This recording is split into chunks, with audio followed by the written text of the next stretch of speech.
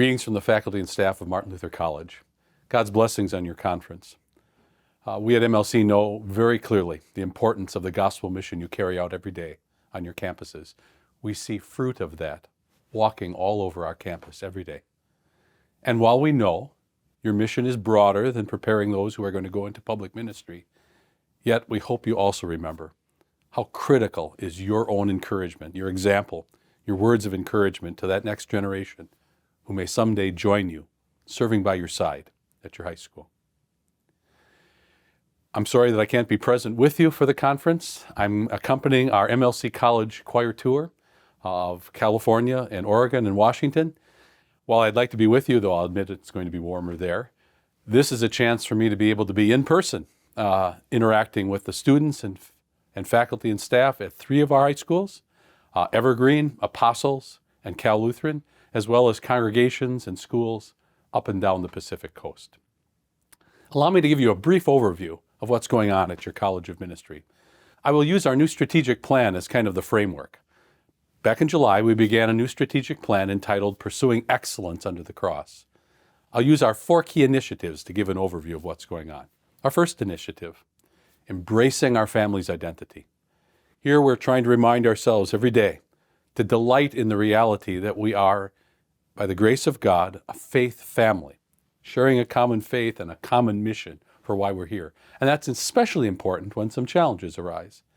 You may be aware of some challenges that are going on with some new teaching standards in the state of Minnesota. We have been making use of the forum that God has given us to ask that we be given the room to carry out our work in keeping with our mission, our conviction, our confession. I thank God for progress that's already been made, and we continue patiently and quietly to speak for more improvements on that as well. Our second key initiative is empowering our family's formation. We're seeking to remember every day that we're here to help our whole campus family grow intellectually and especially spiritually also, and also to support the emotional and the physical health of our whole campus. You're well aware of the challenges for the rising generation of mental health. And just like your school is not left untouched by that, MLC isn't either. And so this last year in the summer, we trained faculty and staff in resilience, not only for our own sake to grow in emotional well-being, but also to be prepared to recognize where our students may be struggling and to offer appropriate encouragement whenever the opportunity arises. We also trained our RA, our resident assistant staff, in resilience and gave them the tools that they can lead small group Bible studies with first-year students under their care in that gospel-focused resilience. The feedback so far has been very positive. Our third key initiative is expanding our family's reach. And here we have a couple key things that are going on in expanding that reach. First, currently our campus has 7.5% of our student body are students of color or international students. Our goal under God's grace is to up that, double it in 3 years to 15%. Our goal is to have our campus, as we seek to reach a culturally diverse world, have our campus reflect more of what will look like before the throne of Jesus on the last day, as before him are gathered people from every nation and tribe and people and language. And a second key initiative in expanding our family's reach is beginning something called competency-based education. Competency-based education, CBE for short, is a way to train non-traditional students who may never be able to come to our campus to achieve their teaching degree, their license, and enter into the public ministry of our schools. For example, we're thinking of those who perhaps are already in schools with a family already in tow, who are helping out or assisting as part-time paraprofessionals to help them complete or begin a degree, get licensed, and called into the public ministry. We're convinced this could give us a new opening for teachers being trained for our schools. And we know with the rising number of vacancies all over in our rapidly growing schools, how important it is that we provide such workers.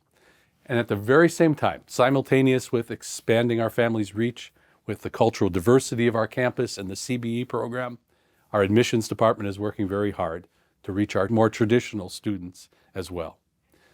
Under God's blessings, we see a path forward with one more year, perhaps, of decreased enrollment, and then 10 years of slow but steady growth back to 700 plus undergraduates on our campus. May God grant that. Our fourth key initiative is endowing our families home. There are two parts of this. They almost seem to be contradictory. One is making sure that our education at MLC is affordable for anyone who wants to pursue public ministry, while at the same time making sure we have a beautiful and attractive campus in its facilities for those who would consider studying for public ministry. We thank God for good news on both fronts.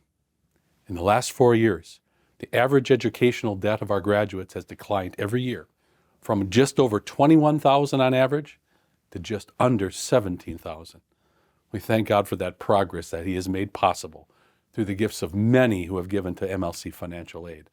And we pray it's just the beginning of such progress, as we're in the middle of a 5-year program to raise financial aid 10% every year. And also, we just finished dedicating this last fall the Betty Cohn Field House. That beautiful addition to our campus, we pray, is just the beginning of moving forward with small and medium and larger sized projects that are part of our campus master site plan. Both decreasing student educational debt and the financial aid that is needed to do so, and providing a beautiful, well-equipped campus. Both are ways we testify that we do indeed value raising up a new generation of well-qualified workers. So thanks for giving me this time to give you this update. God's blessings on your conference, and more than that, God's blessings as you continue to carry out your gospel-focused mission that trains a new generation to be growing in faith in Jesus and being equipped to be the salt and light that Jesus has declared them to be. And at the very same time, we pray that many that you might encourage might one day join us on this campus to prepare to be a pastor, teacher, or staff minister, to stand by your side someday in the public ministry.